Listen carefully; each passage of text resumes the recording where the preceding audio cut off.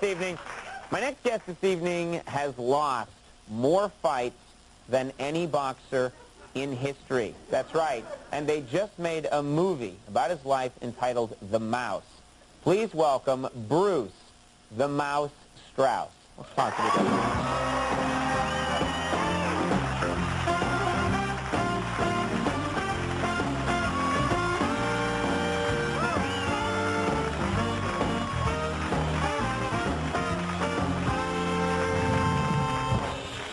Bruce, there's a lot to talk about here, and I want to make sure I get it right. So let's walk through this, because you hold several very important boxing records.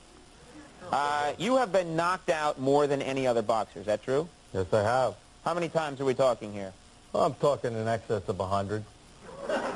Is this including home accidents, or is this just, is this, I mean... No, that's literal technical knockouts. This is technical in the knockouts. ring. Okay. You have been knocked out in every continent Except Antarctica. Except Antarctica. Right. That's right. true? Yeah. Why don't you just get it over with? Why don't you go to Antarctica? Well, I don't think there's any penguins my weight up there, Conan, you know, so... But seriously, but Antarctica's the only continent. I heard there's a little bit of a dispute that you have not... Someone is saying that you have not been knocked out technically in Australia. You know, metaphorically, I have been knocked out in Australia. I was knocked out on a little island off the coast of Australia, so I consider Australia. And then you landed in Australia. Well, I did go to Australia to get there, but, you know, it's funny, you know, Fiji Islands is a great place to fight and a great place to give on a good show. They love good fights there, so much so that at the post-fight party, one of the natives offers me his wife for sexual favors. Yeah, so you know, I don't want to. But you were knocked unconscious. No, I don't want to hurt the guy's feelings or anything. So I says to him, "Hey, I'd love to participate, but I have a venereal disease." So he says to me, "I'll never forget it. Thanks a lot, Mr. Mouse. The last fighter was down here didn't tell me." I mean, it's a lot of strange things happen out there. What a wonderfully well-traveled man you are. Here. It's always nice when people have traveled the globe and they share those quaint stories with us. Hometown heroes all over the world, Conan. Sure. Now, you're also famous. You're also famous for the shortest fight ever. How long a fight are we talking about? Well, that was 11 seconds, including the 10-second count. Wait a minute. Bruce, that's technically not possible. I'll show you how it's possible. You see, I was facing my corner, getting some last-minute instructions from one of my handlers. All of a sudden, the bell rings. My opponent comes running across the ring. Just as I go to turn around, bam, he knocks me out. Now, breaking the record was easy. Getting paid was tough. Promoters hate short fights. You know, it's really tough. Yeah. Why were you talking to your corner people while the fight was on? Well, the fight wasn't on yet. Normally, when you hear the ding... Yeah, but normally, you know, the guy comes out slow and feels you out, and that wasn't the case this time. He just wanted to get over there and hit the back of your head really hard. Yeah. What do you attribute your success to? What do you think it is? Your ability to just consistently be knocked out? Well... I'm glad you asked me that question, because I owe it all to my own personal, which I invented, 3-round theory. Which is? Now, the 3-round theory is when I punch as hard as I can for as long as I can, which usually equates to approximately 3 rounds, while my stupid opponent is pacing himself to go 10. It's like a marathon runner who sprints the first 100 yards and then quits. Right. He's going to be ahead before he quits. So 99% of the time, I beat up my opponent more than I get beat up when I, in fact, get knocked out. But...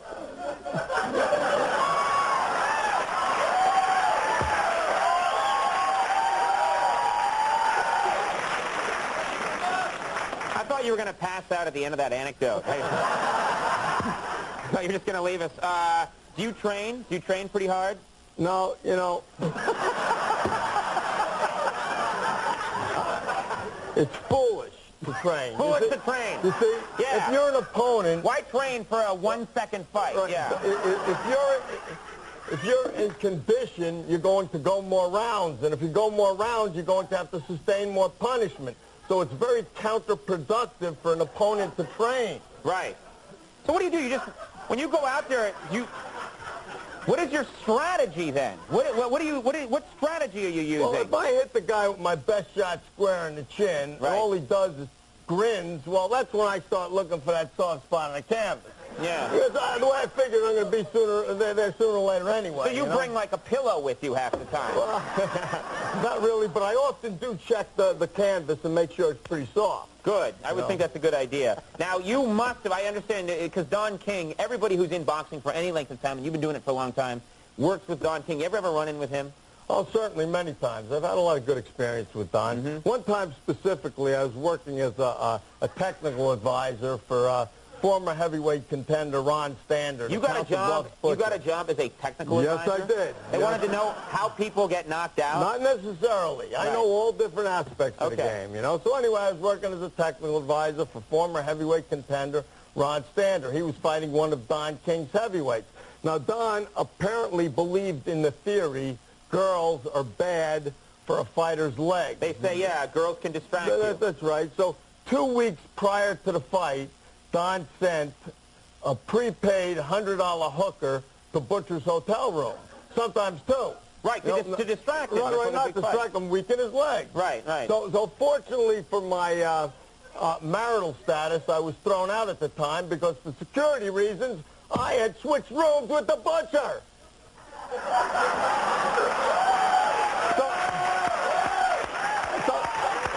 So you know, there's a lot of negativity about Don King going around, but the only thing I could accuse the guy of is hitting me over the head with $100 hookers. Yeah. You know, I got to say, I love the way you tell a story. I really do. Oh, thank you, Ken. I got to say, it's been... stranger in fiction. Yeah, I know. I got to tell you, it's been great having you on. We've really enjoyed it. You've been a really good guest. All right.